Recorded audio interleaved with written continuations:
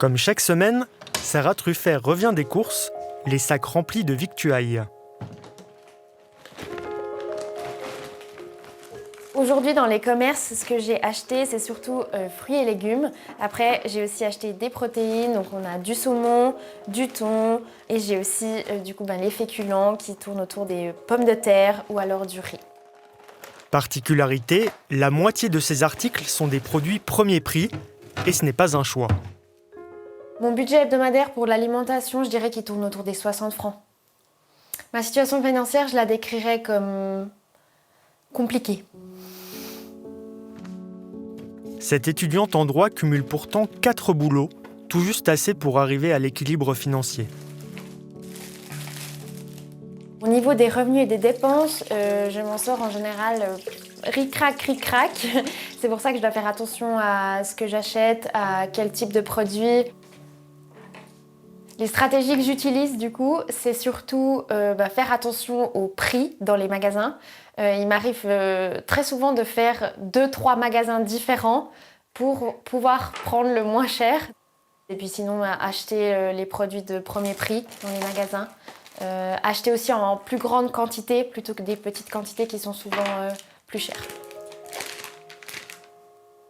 C'est combien de temps que vous faites les courses comme ça, avec un budget serré? Ça fait aujourd'hui 4 ans que je fais mes courses de cette manière. Ce qui est fatigant dans la situation dans laquelle je suis, c'est qu'il faut toujours tout prévoir, tout anticiper. Et puis évidemment, à chaque fois, le moment est d'arriver à la caisse et de voir l'addition. Peu importe, même si j'ai fait attention, ou voilà, c'est toujours un moment difficile quand il faut payer la quittance. Les premiers prix, vous arriveriez à faire 100? Non, je pense pas que j'arriverai à faire 100. Aujourd'hui, M-Budget et Prix Garanti sont des marques bien établies. Si Coop et Migros les ont lancées, c'est principalement pour répondre à l'arrivée en Suisse d'une nouvelle concurrence, les hard discounters allemands Lidl et Aldi. Migros a lancé M-Budget en 1996. Ça a commencé avec un certain nombre de produits, ça a très vite augmenté dans l'ensemble des assortiments, aussi dans les assortiments frais. Maintenant, si on parle d'alimentaire, on est vers 500 produits. Et puis non alimentaire, on peut ajouter 200 produits de plus environ. Les assortiments M-Budget qui fonctionnent le plus, c'est les assortiments classiques, là où il y a un besoin de produits de base. C'est le lait, les bananes, ça va être les pâtes, le riz, tous ces produits de base. La marque Prix Garanti a été créée il y a maintenant 20 ans. On fête cette année notre jubilaire. Le nombre de produits Prix Garanti a fortement augmenté ces dernières années. En 2014, nous avions quelque chose comme 670 articles. En 2019, 840 et aujourd'hui 1500. Ça veut dire que ça correspond un peu à ce que proposent les discounters, une gamme complète qui va finalement de produits alimentaires, produits de soins du corps ou encore des produits tendance. On constate d'ailleurs qu'il y a un bon résultat puisque 90% de notre clientèle a acheté l'année dernière un produit Prix Garanti au moins. Quelle est la croissance des produits Prix Garanti ces 5 dernières années? Alors sur ces 5 dernières années, on a plus que doublé le chiffre d'affaires au niveau de la gamme Prix Garanti. C'est vraiment quelque chose qui a une tendance forte. Les gens recherchent aussi ça, le premier prix. La croissance de Prix Garanti est plus forte que sur la moyenne des autres produits, effectivement. Si Coop a amplement développé sa gamme Prix Garanti, du côté de la Migros, la stratégie est différente. La marque M-Budget est certes conservée, mais le groupe se concentre surtout sur un nouvel assortiment de 1000 produits estampillés prix bas. Parlons argent. Dans chaque supermarché, nous avons voulu comparer un panier premier prix avec son équivalent moyenne gamme. À la Migros, le panier M-Budget est 37,5% moins cher que le panier moyenne gamme. À la Coop, le panier Prix Garanti coûte 51% de moins que son équivalent standard.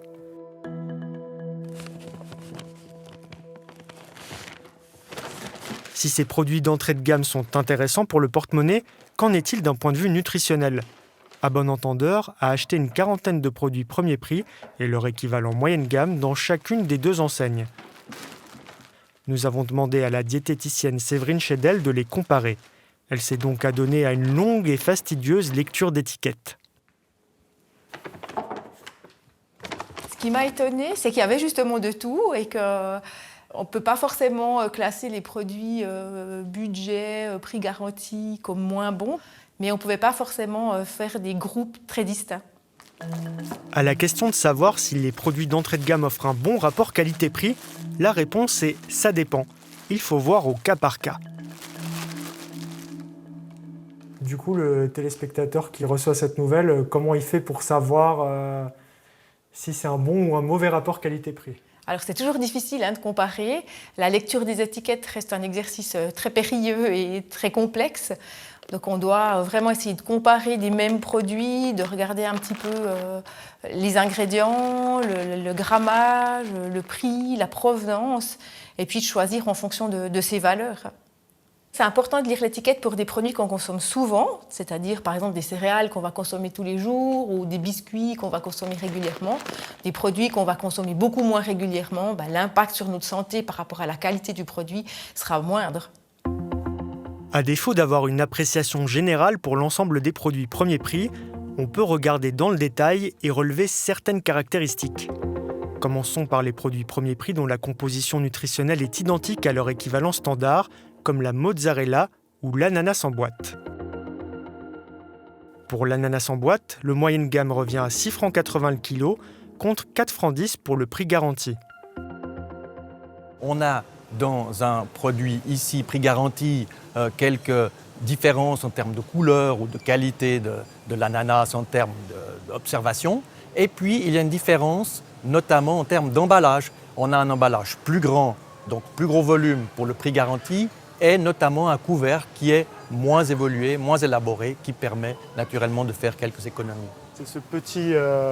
C'est exact. Ici, vous avez la possibilité d'ouvrir directement, et ici, il faut un ouvre-boîte. Les marges prix garanti sont évidemment inférieures, mais par contre, on peut gagner sur l'emballage, aussi sur finalement la quantité, le volume, et naturellement aussi sur ce qui est proposé en termes de recettes. Passons à la mozzarella. 9,50 francs le kilo pour la version classique, contre 5,80 francs pour la M-Budget, presque 2 fois moins cher. Ici, c'est 2 produits qu'on fabrique nous-mêmes. Pourquoi 2 fromages ont un prix différent?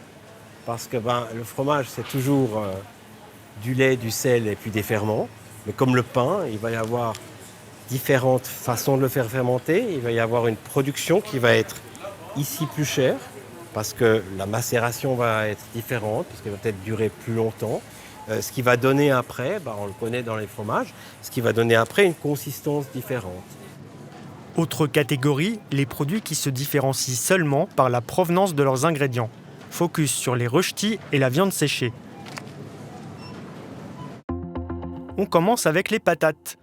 Le kilo de rösti M classique revient à 4,70 francs le kilo, contre 3,20 francs pour le produit M budget. Mais il y a une raison à cela. Là, la différence, elle n'est pas seulement que les rösti M budget sont un petit peu plus grands, mais elle est toute simple. Ici, on ne garantit pas que ce sont des pommes de terre suisses. Elles sont suisses et européennes, étrangères, ou alors uniquement étrangères. C'est pour ça que vous avez sur les classiques, vous avez la petite croix suisse. Elles sont garanties Swissness. Et là, ça fait une différence de prix. Idem pour la viande séchée. Prix du kilo de viande séchée des Grisons, 65 francs.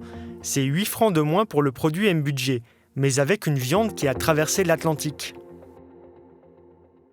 Il y a une viande étrangère ici qui vient du Brésil. La provenance peut être un peu différente. Et puis, il y a une viande qui est certifiée viande séchée des Grisons. Donc la différence de prix, elle ne va pas se faire sur la fabrication, elle va se faire vraiment sur la matière première. La matière première, parlons-en. Qu'est-ce qui se cache dans ces saucisses ? Il y a la prix garantie qui a une recette légèrement différente, et nous avons la saucisse standard qui contient plus de viande de veau, et ici ça contient plus de viande de porc au niveau de la prix garantie, ce qui explique évidemment une légère différence de prix. Une différence pas si légère que ça. Les qualités et prix coûtent 20,40 francs le kilo, contre 7,60 francs pour les prix garantis, presque 3 fois moins cher. Des tortellini moyenne gamme à 11,60 francs le kilo, contre 4,50 francs pour les premiers prix, il n'y a pas de miracle. La proportion des ingrédients change là aussi. 12% de ricotta contre 4,5%, 9% d'épinards contre 5%, 7% d'œufs contre 5%. Et pour remplir la farce, des ingrédients surprenants comme de la pomme de terre. Enfin, dans ces 2 desserts industriels, il y a la question du type de sucre qui explique la différence de prix. 6 francs 10 le kilo pour le tam-tam, 2 francs 50 pour le prix garanti. Dans un flan caramel standard, eh bien vous avez du caramel fait maison, si on prend l'exemple du tam-tam, du caramel fait maison avec du sucre suisse. Finalement, dans le prix garanti, vous avez du sirop de glucose et là, évidemment, c'est moins cher que le sucre suisse. La plupart de ces produits sont des aliments ultra transformés, qu'ils soient dans la gamme standard ou dans la gamme budget. Je dirais ce qu'on peut donner comme conseil dans les choix, c'est qu'en lisant l'étiquette, si on lit des mots qu'on n'a pas l'habitude de trouver dans sa cuisine, des mots un peu techniques comme ça, plus il y a de mots techniques, d'additifs ou de choses qu'on n'a pas dans notre cuisine, plus c'est un produit ultra transformé. Alternative intéressante, pour les personnes qui rechignent à lire les étiquettes, il existe des applications mobiles pour scanner vos produits. C'est dans la campagne vaudoise que nous retrouvons le chef Philippe Ligron, affairé à cueillir du basilic dans son jardin pour nous préparer son pesto maison. Mais avant qu'il nous révèle sa recette très surprenante, place à une petite dégustation à l'aveugle de 4 pestos industriels, 2 premiers prix et 2 moyennes gammes. Le Daemilio de la Migros à 3 francs 46 les 100 grammes. Le pesto prix garanti 76 centimes les 100 grammes. Même prix pour le pesto M budget.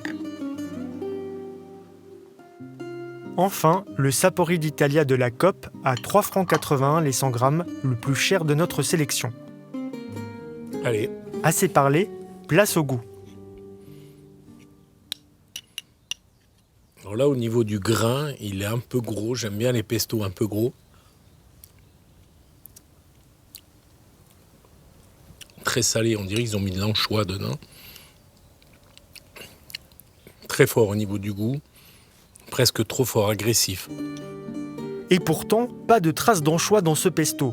C'est celui qui contient le plus de basilic, 41% du produit.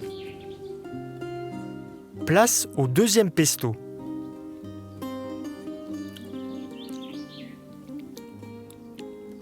Goût d'herbe, mais difficilement reconnaissable le basilic là-dedans. C'est bien des mélanges d'herbes, mais à un moment, il faut quand même que l'herbe principale, qui est le basilic, prenne le dessus. Et puis, pour moi, beaucoup trop haché fin, quoi. C'est de la purée, c'est presque dommage. Ingrédient principal, l'huile de tournesol. Parmi les composants inattendus, de la noix de cajou, du sirop de glucose déshydraté et des flocons de pommes de terre. On continue avec le troisième pesto. L'aspect est sympa, un peu haché fin. Des arômes d'artichaut. C'est assez bizarre. Je ne sais pas ce qu'il y a dedans. Hein. Toujours très salé. Et puis, on ne sent pas le fromage dans ces pestos-là. Alors qu'un pesto, pour moi, il y a un peu de fromage râpé. Ici aussi, l'huile de tournesol a supplanté l'huile d'olive. Troisième composant le plus important de ce pesto, de l'eau. On y retrouve de la noix de cajou et, plus étonnant, de l'amidon de maïs.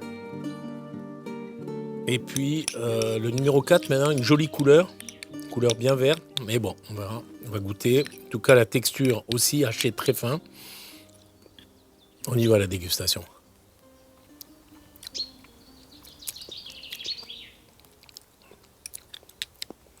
C'est un peu d'ail là-dedans. Ouais, celui-là retient mon attention. C'est pour moi le moins mauvais. Non, il est bon celui-là, il est pas mal. Celui-là, pour moi, c'est le seul des 4 qui marque le coup. À part le mien, bien sûr. De cette étiquette intégralement en langue allemande, relevons là aussi la présence de noix de cajou et, plus surprenant, des fibres de bambou.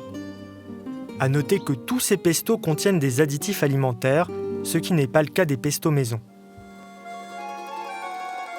Vous connaissez la recette traditionnelle, 7 ingrédients, basilic, parmesan, pecorino, pignon, ail, sel et huile d'olive.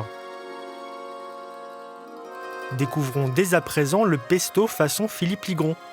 C'est très simple. Vous préparez votre ail, vous coupez en petits morceaux, vous mettez votre ail dans un hachoir, vous rajoutez dedans tous les autres produits que vous avez, c'est-à-dire le basilic. J'ai rajouté un peu de la livèche pour rehausser un peu le goût. Il y a de l'huile de noix. J'ai mis aussi quelques noisettes, du sel et du poivre. Et le plus important, j'ai remplacé ces pignons par les noisettes, mais aussi par du pain sec que j'ai fait toaster pour lui donner un petit côté torréfié comme ça, que j'ai râpé. Et puis c'est ça qui va donner la consistance et qui va additionner encore un peu plus de mâche dans la préparation. Je vais tout mettre maintenant. Je vais mettre les herbes, les noisettes et l'huile.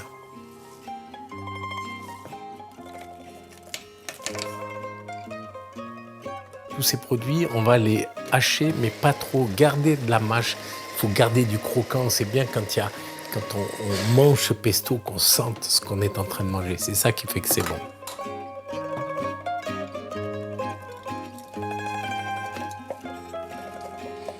Puis maintenant, je vais rajouter le fromage râpé.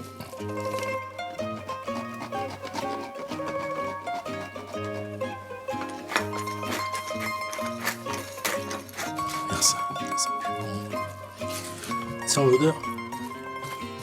Moi, je vous conseille quand même de faire des pestos avec des produits qu'on a à la maison. Essayer de protéger notre planète en utilisant ce qu'on a, qu'on risque de jeter, comme le pain, par exemple, qui est un des déchets ménagers, alimentaires en tout cas, le plus important. N'oublions pas qu'on jette jusqu'à 37% de nos achats alimentaires. Donc, essayons de ne pas lésigner sur la quantité monétaire, mais la quantité de temps qu'on va passer à se faire à manger. Parce que quand on rajoute du temps dans notre alimentation en préparant notre repas, on rajoute un ingrédient essentiel qui est l'émotion. Et c'est ça qui fait qu'on mange avec plaisir. Et donc, si on mange avec plaisir, on digère bien. Et si on digère bien, on est en bonne santé. La fin de l'été, pic de la saison pour la récolte des fruits et légumes. Dans cet entrepôt de l'Union maraîchère de Genève, une soixantaine de personnes préparent la production locale pour l'expédier dans toute la Suisse. Les fruits et légumes y sont triés en premier et deuxième choix. Xavier Patry est directeur général de la coopérative. Il nous explique comment se fait cette sélection avec des exemples concrets. Si on prend le concombre, on a des normes pour le concombre premier choix qu'on voit ici, où le concombre doit faire entre 400 et 500 grammes. Et puis, il doit être régulier de forme, il ne doit pas avoir de blessures ou être tordu. Et ici, on peut avoir des calibres et des poids qui commencent à 300 grammes et qui vont plus haut. Alors, le concombre ne va pas nous faire des concombres d'1 kilo, mais... Et puis ici, voilà, on en a un qui est abîmé, qui est tordu. Ça ne peut pas aller dans le premier choix. Et si on met ça dans le premier choix, ça va être refusé par notre client, mais ça va surtout être refusé par le consommateur. Et à la fin de la journée, ce concombre va rester dans la caisse et va finir en perte. Donc c'est important de pouvoir le séparer et le différencier. La différence est aussi dans le prix. 3,20 francs pour 2 concombres premier choix, 2,80 francs pour des prix garantis. Il existe aussi des produits spécifiquement conçus pour l'entrée de gamme, à l'image des tomates rondes qui offrent un meilleur rendement et des coûts de production inférieurs. Elle a quoi de particulier par rapport à une tomate classique ? C'est vraiment des tomates. Si vous voulez faire une tomate mozzarella et la manger crue, il va falloir beaucoup de sel, d'huile d'olive et de balsamique pour avoir du plaisir à la manger. C'est vraiment une tomate qui est plus destinée à la cuisson et qui gustativement, en tant que telle, n'a pas beaucoup d'intérêt. Résultat, chez les deux géants orange, le kilo de tomates premier prix revient à 3,50 francs. Pour le kilo de tomates grappes, c'est 3,80 francs à la Migros et 3,95 francs à la Coop. Et qu'en est-il de la courgette ? La courgette, c'est le même goût. Après, elle peut être un peu plus grande. Donc, plus la courgette est grande, plus il va y avoir de l'eau et plus il va y avoir des pépins dedans. Donc, elle va être un petit peu moins goûtue et intéressante qu'une courgette plus courte. Mais je veux dire, c'est la même plante qui l'a produite, c'est la même variété. Seulement, la courgette est un légume qui peut grandir très vite, même le dimanche. Mais comme la main-d'œuvre coûte plus cher ce jour-là, certains producteurs préfèrent la récolter le lundi et les vendre en deuxième choix. À la Migros, le kilo de courgettes premier choix revient à 3,75 francs contre 3 francs pour les M-Budget. Est-ce que vous avez une idée du pourcentage de courgettes qui sont hors normes? Pour nous, on est à peu près entre 5 et 7% des produits qui finissent en deuxième choix. La grande distribution nous achète ces produits de deuxième choix, environ 15% en dessous de ce qu'ils nous payent pour le premier choix. Vous estimez ce prix comment? C'est correct? Oui, c'est correct. Je veux dire, les prix qu'on a à nous avec la grande distribution, c'est des prix qui sont discutés chaque semaine. Et on est dans une situation aujourd'hui où la production a la possibilité de dire non et de dire non, on ne livre pas. Donc si on accepte de livrer, c'est qu'on est content du prix et qu'on accepte ces prix.